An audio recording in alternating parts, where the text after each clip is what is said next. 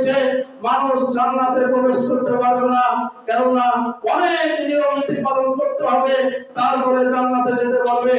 সম্মানিত উপস্থিতি, বলছিলাম আবু সাঈদ খুদরি রাদিয়াল্লাহু তাআলা আনহু বলেন, আল্লাহ রাসূল সাল্লাল্লাহু আলাইহি ওয়াসাল্লাম বলেন, কিয়ামতের দিন আল্লাহ রাব্বুল আলামিন আদমকে ডাক দিয়ে বলবে, আদম। আদম আলাইহিস সালাম বলবে, লাব্বাইক ওয়া সাদাইক ইয়া রব, হে আমার রব, আমি আপনার কাছে উপস্থিত, আমি উপস্থিত আছি।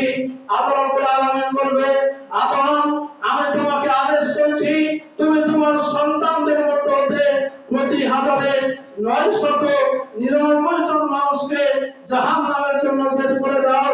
তখন মানুষ, গর্ভবতী মহিলা যারা আছে, হঠাৎ করে গর্ভ বসে বসে পড়বে।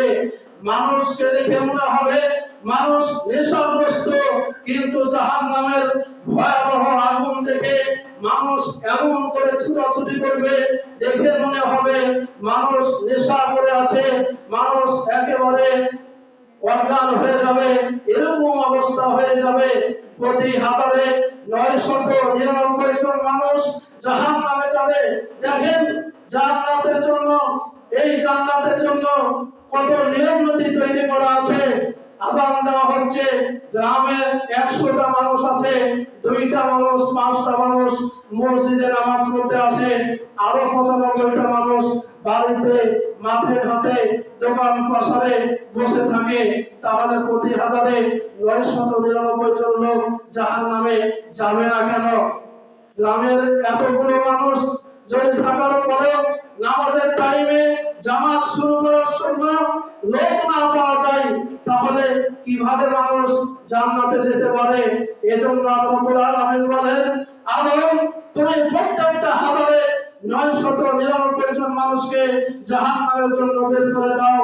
মানুষ তখন পাগল হয়ে যাবে, মানুষ তখন নেশাগ্রস্ত হবে। এরকম অবস্থা দেখে সম্মানিত উপস্থিতি, আবু হুরায়রা রাদিয়াল্লাহু তাআলা আনহু বলেন, আল্লাহ রাসূল সাল্লাল্লাহু আলাইহি ওয়াসাল্লাম বলেন, ওয়াজিবাতুন নার বিশ-শাহাওয়াত ওয়া হুজিবাতুল জান্নাতু বিল মাকাদি।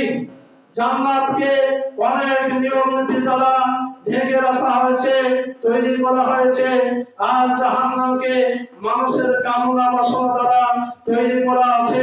মানুষ যেভাবে চাইবে সেভাবে চলবে, সেই আমল নিয়ে পরকালে যাবে, জাহান্নামের খড়ি হবে, মানুষ দাও দাও করে চলবে।